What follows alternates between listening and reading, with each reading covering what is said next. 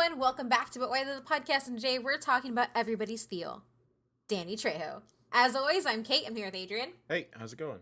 And Matt. Hello. And I say that as a joke, but I got the chance to watch Inmate Number 1, The Rise of Danny Trejo, and it's out now on VOD, and he really is everybody's Theo. Like, that man is full of light and hope and goodness and kindness and a badass chest tattoo. So I'm really excited to talk about him today. And my first question is, what is your favorite Danny Trejo movie? But also, when was the first time you saw him? I'm trying to remember the first time I saw, like, I want to say Spy Kids, but I don't know if it was Spy Kids. I'm pretty sure it was seeing him as Spy Kids really early on. But he's also been in so much stuff, so maybe it was like Con Air when it was like on TBS, like when I was like really little. I'm not really sure, but what is my favorite? I just say Spy Kids because we just talked about it before we started recording.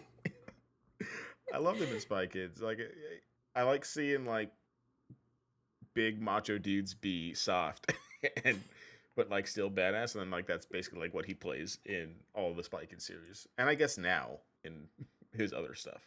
And he is a Theo in that movie, so yeah. It works. Yeah, I also like that he's Machete in that one, and then he's also Machete later. So it just works out for me. Matt? Looking at this list, because obviously I know he was in a lot of movies, and I couldn't actually think because looking at this list, I didn't care for a lot of these movies. They're not like they're bad movies, and I've seen a lot of them. They're just not movies don't hold to the highest of standards. I guess Desperado would be the first one I saw him in, I guess, if I could think off of the top of my head. I guess just from date. I hate Heat. Heat is a terrible movie. Heat is awful. I don't care for Desperado. And this is when I filed for a divorce. I forgot he was in Anaconda, to be honest. Half these movies I forget he's in. I like Con Air, but not because of Danny Trejo. I actually forgot he was in that movie. Oh, how'd you forget he was in it? Come on, you're lying. You're just lying This is now. his arm! You're just lying now. He's literally the scariest guy on that plane! No, he's not. The fake Hannibal person is the scariest guy on the plane. Mm-mm. The guy they put in a mask. Steve Buscemi? There we go, Buscemi. Yeah. The funny thing is, in Inmate Number 1, they talked to his co-stars from Con Air, and they talked about how all of the guys who were playing convicts were talking about all the hardcore stunts they did and how many people they had punched. And then Nick Cage was like, "I'm not scared of any of y'all. I'm scared of him." And it was just Danny Trejo sitting in a corner, not doing anything or talking. See, Nick Cage. Yeah, that's where I'm going with all this. Kate, you watched this documentary and got excited, so we're recording it, and that's why we're here. Because he is important, and he is a Theo. He is everybody's Theo. He is one of the most iconic people, and I love him. Yes, is he really that iconic? Yeah, he is. Yes, he is. Does he have a better chest tattoo than Shia LaBeouf? Adrian, get out. Get out. I'm going to go with yes on that for sure. Oh my god, I hate it. I hate it so much. Anyway, my favorite Danny Trejo movie is Spy Kids. No, I'm over this podcast at this point. Spy Kids is not a good movie. Yes, it is! No, it is not. It's for children, Matt. You have no soul. No, so the first movie I saw Danny Trejo in was in From Dusk Till Dawn. Because that was my uncle's, favorite horror type movie, and it was one that my mom watched anytime it came on TBS. And so that was the first time I saw him. But my favorite movie, I love Spy Kids, and I want to say Spy Kids because it's the first time that Danny Trejo gets to be super soft and nice. But it's actually Blood In, Blood Out, because that is probably one of my favorite movies, and also one of the big cornerstones in Chicano cinema when it comes to making film and everything. And he's not super big in the movie, but that's probably my favorite one with him in it. So when you go into his history, it's really simple. and really dark. So Danny Trejo was born in 1944 in Echo Park, Los Angeles, and he was born to a Mexican parent, so he's Mexican American. And when he was 13, he ended up moving to Pacoima in Los Angeles. And in a lot of his interviews, he explains that he never really experienced racism growing up, but he also explains that there were two paths that he could take. He could either be a laborer or he could be in a gang. And so essentially, he ended up joining his uncle's gang when he was really, really young, about like when he was, I think he was like in his early teens. And essentially throughout the 60s, Trejo ended up jumping from jail to prison in California. And he ended up in almost every single prison in California. And while he was serving at San Quentin, he ended up becoming a champion boxer in that prison's lightweight and welterweight divisions. During that time, Trejo ended up becoming a member also of the 12-step program, which he credits to his success in overcoming drug addiction, and it ended up leading him to become a drug counselor once he was released. So one of the really interesting things that happened with Danny Trejo and his last kind of like act in prison before he ended up coming out was that he actually started a riot by throwing a rock at a prison guard during a baseball tournament that they had going on. And essentially he ended up getting put into solitary confinement, and he was about to have his sentence extended and everything like that. But the guard couldn't remember who threw the rock. And so because he never got a good look at him, Trejo ended up actually getting out of prison when he needed to. And so after he got it out of prison, that's when you end up seeing the start of his film career, which is really where the very few but why those that I do have are. So before we get into that, we do want to give you a little bit of words from our sponsor. If you're listening to this podcast stuck inside your house with your significant other, I want you to pay close attention. Today's sponsor, Manscaped, can help you out and make the most of your time together. Manscaped promotes clean hygiene when it comes to shaving your balls. It's time to quarantine, Manscaped, and chill.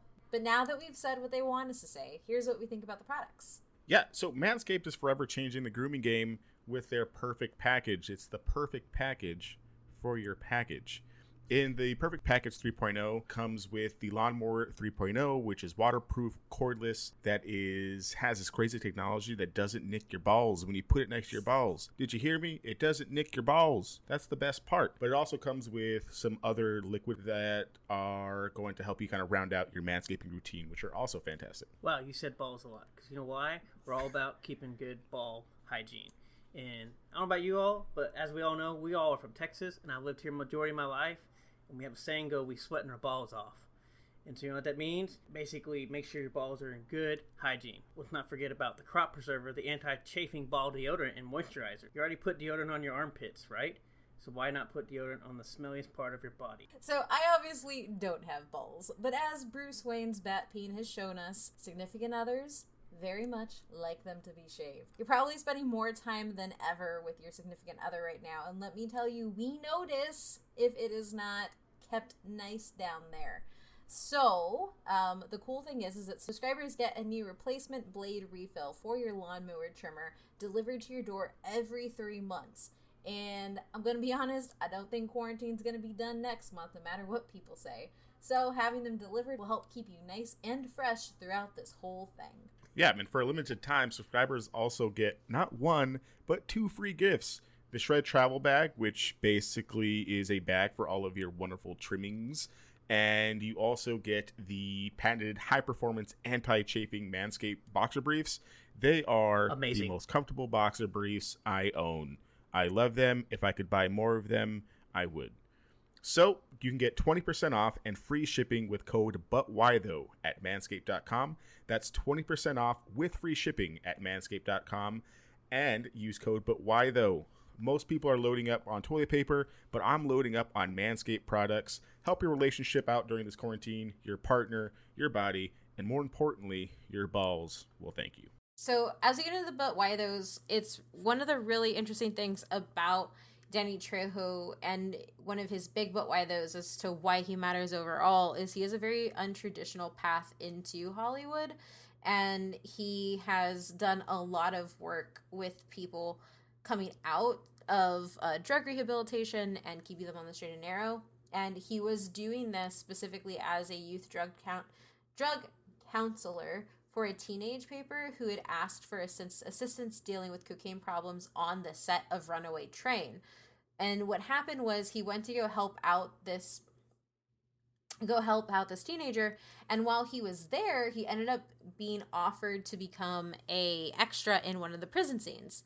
Eddie Bunker, who is a really, really famous guy in films, if you're unfamiliar, he is in Reservoir Dogs. He was also working on this film. He had been formerly incarcerated in San Quentin, and he, at the time, was helping a well-respected crime author with the screenplay. He ended up recognizing Trejo from his time in San Quentin, and Bunker, who had remembered Trejo's boxing skills, offered him $320 a day to train Eric Roberts, one of the movie's stars, for a boxing scene. Director Andrei Konchalovsky liked Trejo's work and decided to offer him a small role in the film as a boxer. Trejo ended up teaching Roberts the proper way to throw a punch, and he ended up catching the director's eye ultimately, and it's what led to his giant start in Hollywood. And it wasn't necessarily just that he started starring in films, it was that he started also becoming a consultative figure in Hollywood for some of the larger pieces. One of the biggest things is that he consulted on Heat as well as starring on it. So I know Matt said he didn't like it, and it is a slower film, but it is one of the reasons why it is slower when it comes to heists is because it was planned out like a real heist. So Danny Trejo essentially consulted on the aspects of the getaway, the robbery, and ultimately his own demise when it came to his death in the film. And he starred with a lot of really big folks. So the other but why though, and really the main but why though for him, is that he's a Chicano icon. But this is really different when we think about how representation happens. So a lot of the time when you think about other cornerstones in Chicano cinema, you think of somebody like Edward James Olmos, who worked really hard to never play a stereotype. And for Danny Trejo, he did the exact opposite. The bulk of Trejo's work, he has like over 300 film credits. The bulk of that comes from playing Cholo number 2, inmate number 1, so on and so forth. And it was because he was never worried about portraying that identity, because in his eyes, I mean, that's who he was. He did hard time. He was a gangster. He was a cholo. He had done those violent things. So for him to degrade taking on a role like that was essentially saying that his own identity and his own life struggles weren't enough. That, and in inmate number 1, he makes it very clear, I was getting paid for those roles. So that also helps. But in that documentary, he explains that a lot of his acting choices and his acting career was inspired by John Wayne movies, but more specifically Pedro Gonzalez, who was one of the first, I don't want to say big because those stars weren't allowed to be big at that time, but one of the first recognizable Latinos in film. And so he saw him as essentially a way out and kind of a way to start doing other things as well. It was, in his own words, he explained it as like seeing somebody be something other than a laborer showed a path forward that he could do, and it's something that he carried with him even when he was in prison and afterwards. So one of the reasons that he is an icon is that his appearance is used in so many things. So Trejo is really known for his distinctive appearance, in addition to having a heavily lined face scarred with cystic acne and injuries from some prison brawls. He has a giant tattoo across his chest that depicts a woman in a sombrero, but he also has really, really long hair and a thick mustache. Like, I'm pretty sure one of the reasons that he was casted the way he was casted is that because nobody would let him be anything else the way he looked. Like, he very much embodied what you think of as like a hardcore Mexican is. You didn't want to see him And in Lincoln Lawyer? Like, no, no. no. Yeah, because I don't know what else he could be I outside of like, know. especially like in that time, right? Like when he started acting like what, like the late '80s, early Yeah. '90s, I guess. If we're talking about like Heat and stuff, like what else is he supposed to do at that time? Yeah.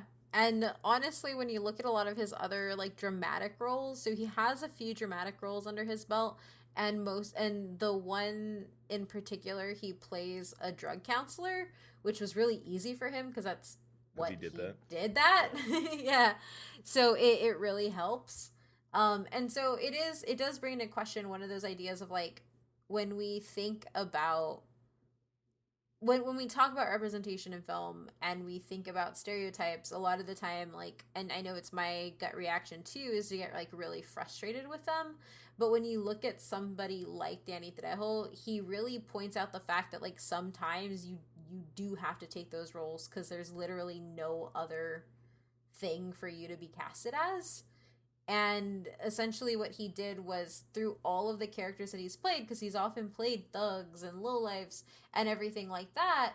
Then you have a moment where Robert Rodriguez decides to put him in as Machete, as Uncle Machete in Spy Kids, and it softens him and it shows him in a different light where he can really flex his ability to be kind and caring and softer.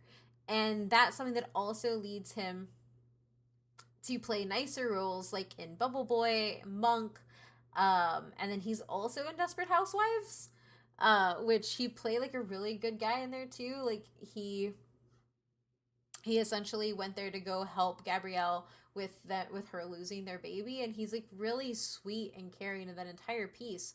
Um, and that opened up a whole bunch of roles for him because when you look at a lot of the films that he's in, like just from like a quick rundown, he has over 300, so this isn't an exhaustive list, but like Blood In, Blood Out, Desperado, Heat, From Dusk Till Dawn, Anaconda, Con Air, 6 Days, 7 Nights, Animal Factory, Bubble Boy, Spy Kids, Triple X, Once Upon a Time in Mexico, Anchorman, The Devil's Rejects, Snoop Dogg's Hood of Ford, Delta Farce, Grindhouse, Rob Zombie's Halloween, Urban Justice, like all of these films really have that one, a lot of them land into that exploitation cinema category where you have a lot of the grindhouse type films, but at the same time a lot of them don't really let him showcase his acting beyond his visual appearance, which is really interesting because his breakout role really comes in Desperado when Robert Rodriguez, who fun fact is actually his cousin, which also gives credence to the every Mexican is related.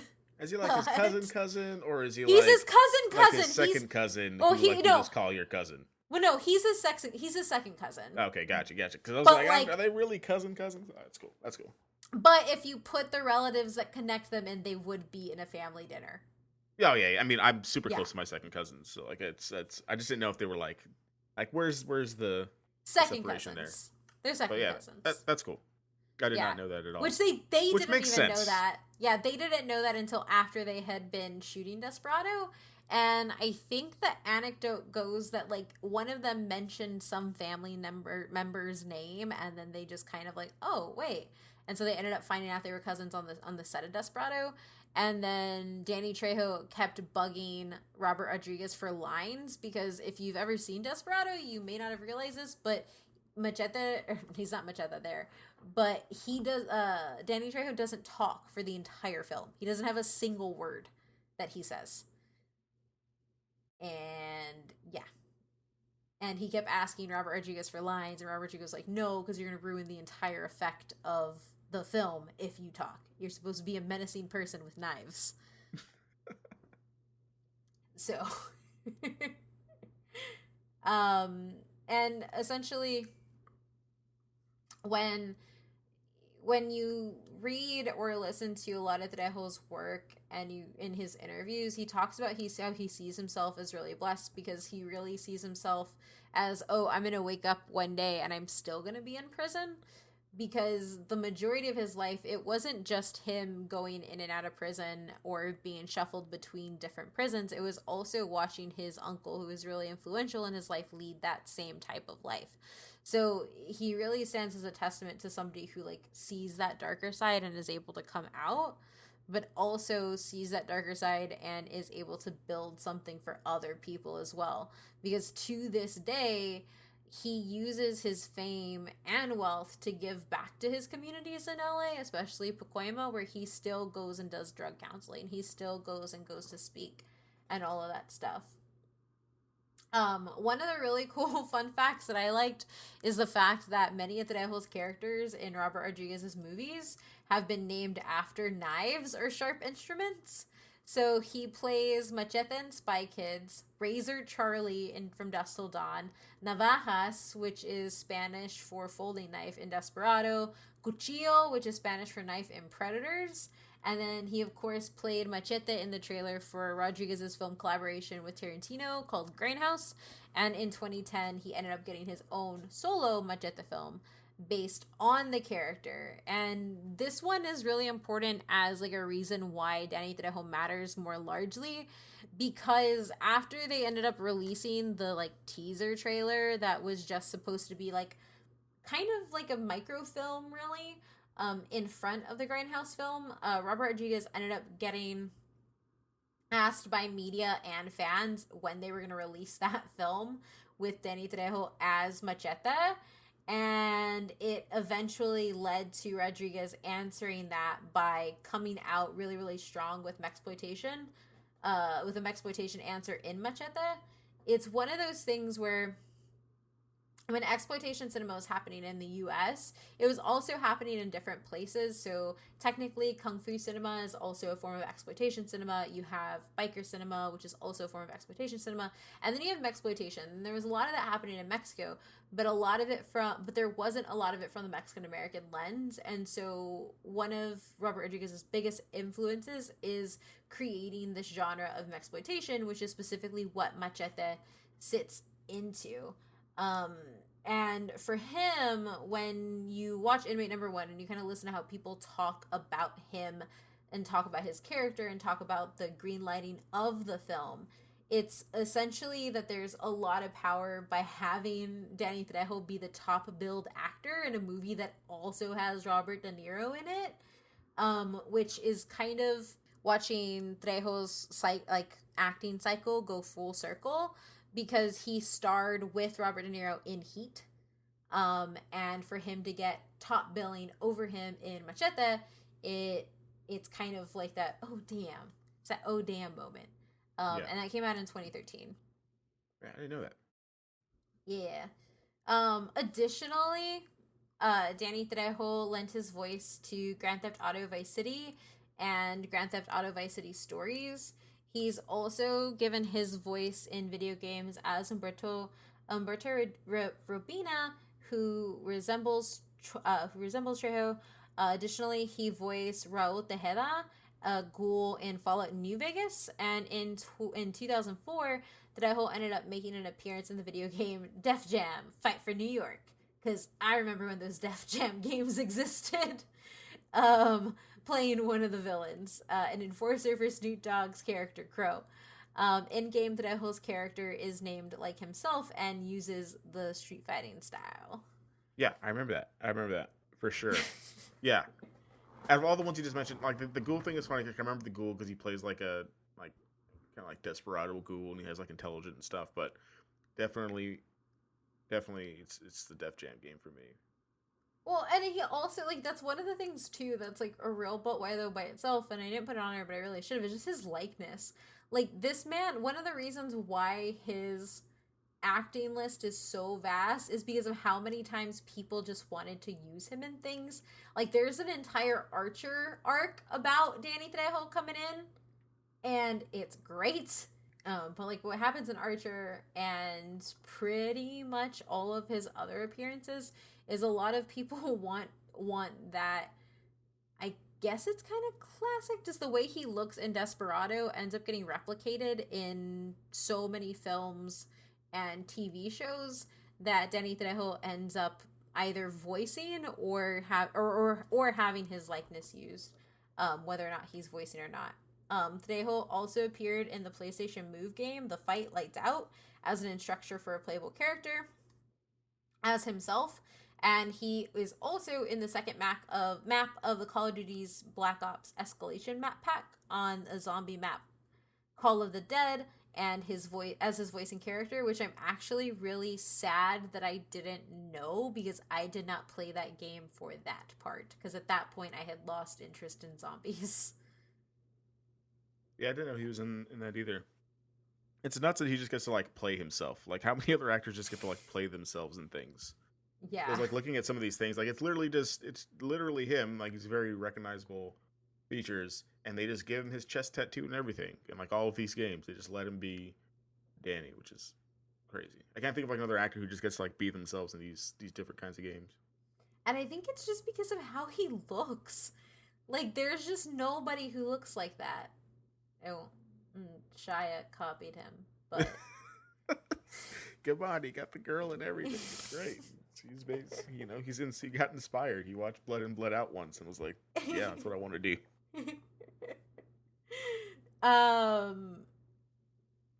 But yeah, then the other thing too is like, one of the things that I would hope people realize is Danny Trejo is like 71 years old. Like, yeah, when it said 44 on there, I almost lost my mind. I was like, he's that old? Jesus. Yeah, he's an old man now. He's an old man, and with being an old man comes doing old man things, which he has his own restaurants in LA. So over the years, Trejo has opened a series of successful LA restaurants. His first was Trejo's Tacos, followed by Trejo's Cantina, and then Trejo's Coffee and Donuts. The Rainbow Cauliflower Tacos made the Los Angeles Times list of 10 favorite recipes of 2017, and the restaurants are overseen by executive chef Mason Royale. Their most recent venture will be an expansion of a donut food truck in Nevada.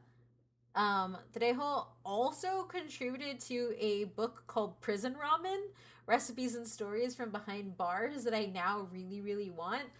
But I think my favorite Danny Trejo fun fact, like, appearance, is the fact that he is in the 30th volume of Hiroya Oko's Gantz manga series, which Gantz is one of my favorite series, but I never finished it because it's too damn long.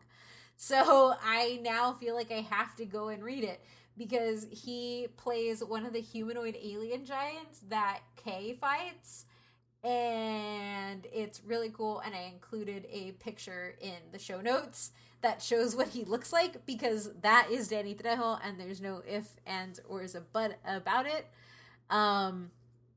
So if you're interested, or you've read Gantz before, it is chapter 326 of the manga series. I didn't know. So just like, Danny Trejo was a poor kid in Echo Park in Pacoima, who then went on to go and be in nearly every single prison in California, and is now in a manga series. Yeah, it's like, a manga series too. And I know you talked a little bit about like with like his voiceover work for games and stuff, but he's also doing so many like animated stuff. Like, when you're looking through his list of like 300 credits, like Phineas and Ferb, and he had like a long stint in King of the Hill, and Seis Manos now, obviously, right? Or I guess was Seis Manos, but like, it hasn't been renewed. I don't want to say was, because I hope it gets renewed. Yeah, I don't know. Who knows? But he like even has like a pretty decent track record of just like voice acting, but a long thing. It's not just like he's coming on to play inmate number one. Like, he's like consecutively characters on shows in some of these voice acting roles. And he got butts and seats for Dora and the Lost City of Gold. Even though I heard he Channing Tatum that one, where he's just in the promos. Yep. I remember Matt looking over to me and being like, "That was it."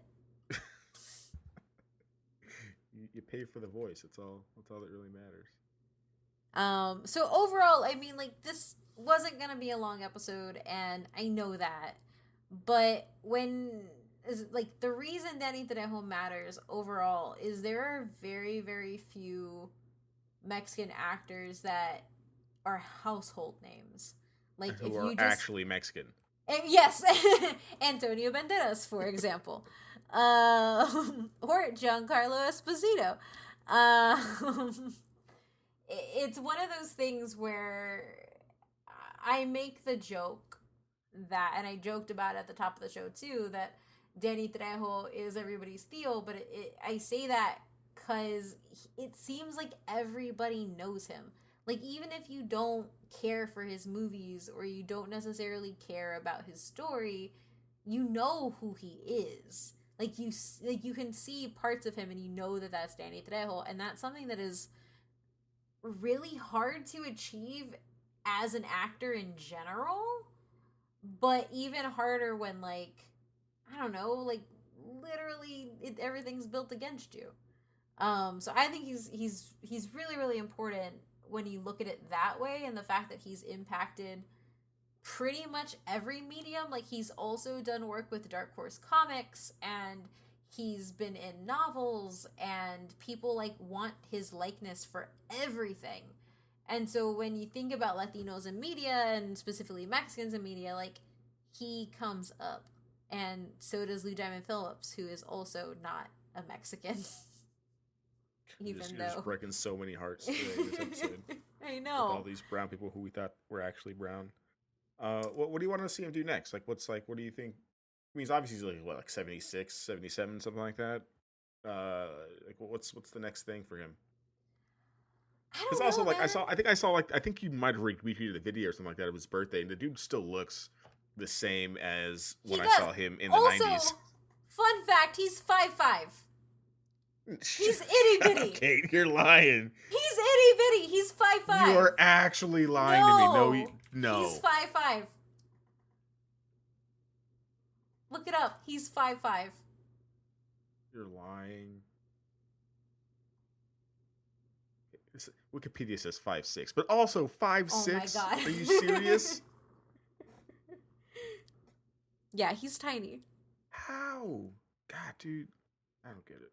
Also, like, one of the funny things is, too, is, like, he runs an animal rescue. He runs restaurants. He's also a drug counselor. And he also rescued somebody from a car accident. He's, like, a superhero. And I don't know. Yeah, didn't he do that in Austin? No, it was LA. Or when he rescued, didn't he, rescue some kid from, a trapped car or something like that? Yeah, he did, in LA. But yeah, it was a kid. In LA? Yeah, gotcha. It was in LA. It was, like, outside his restaurant. But, like, I don't know what I want him to do. I just want Danny Trejo to be happy and do a season 2 of Sis Manos, please. Oh, but he can't. Yeah, that's right, because he died. Yeah.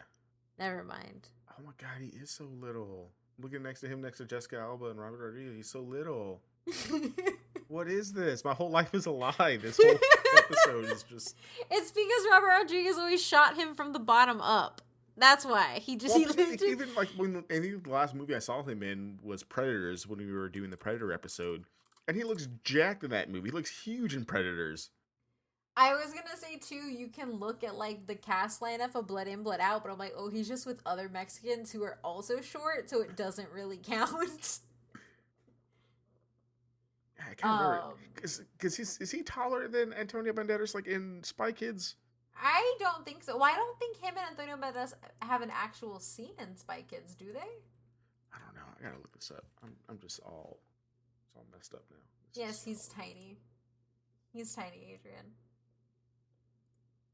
I don't know why this shocks me so much. He's a Mexican guy, but I think just because I don't know, it's machete. I also just feel like overall, I just want him to keep getting the love and flowers he deserves, because he's done a lot. And it may not be the most, glamorous lifestyle or anything like that, or the most glamorous, piece, but he means a lot to a lot of people like us. And it's important. I don't know, and I guess it's probably, too, because I'm just feeling really crappy, because I keep seeing all these people who aren't actually Latino being talked about as being Latino, and I'm like, Danny Trejo and Edward James Olmos are the two people that don't disappoint. They are, in fact, Mexican. Yeah, I think that's definitely like the biggest part, especially now with like like you said, like all these other characters, all these other actors getting these huge roles. Like I, dude, if we watch that same trailer, but it's Danny Trejo doing it, the trailer's Really? automatically better. Danny I think. Trejo could have been El Presidente. Yeah, I think it's It would. automatically better if he's there. It would Because he have has made. he's a voice actor. We've seen him voice act in Yeah. video games. He could do that role. He's scarier. Put This his is chest fair. tattoo on there. But just don't Also, make him 5'6". Just make Also, him bigger than that. I will say, at least Danny Trejo looks like a Mexican who would name his dog Chorizo. That's Nothing also true, else yeah. adds up. Yeah, like his name is Chihuahua's Chorizo and Taco for sure. That could fix the whole chorizo problem that they also have in Far Cry 6. Yeah. Which Matt has been calling Leia Chorizo, and she hasn't responded to it yet, but I'm very scared for the day that she will. Matt's probably gonna feed her like some chorizo like on the side, and then just Pavlov her into believing that's her actual name. No. But yeah, I mean that's really all I have. I know that this is a really short episode. I know that it's smaller and there's not a lot, but I do think that it is really important to just kind of call out what he's done specifically for our culture. And he's just a lovable old man. Like, and I don't think his movies are that bad. I like a lot of these movies, and actually Badass is really fun. He plays a bus driver who goes ham on some people because they fucked with some kids. It's really great. Yeah, now I want to go watch the series now. Yeah, I'm sorry, I'm just tripped up that. He's 5'5". He's 5'6". Yeah, like if you were like, give me a list of actors who are shorter than Tom Cruise, he was not on that list for me, really at all. There's no How way he tall was on is that Tom list. Cruise? Isn't Tom Cruise like 5'6"? He's like 5'6", 5'7", I don't know, something like that. Because Tom Cruise is a baby too. Yeah, but I don't think Tom Cruise ever killed anybody, so maybe that's why. Maybe I'm just thinking like he Danny wasn't. Trejo has never admitted to killing anybody. I mean, he also didn't admit to throwing a rock, did he? But here we are.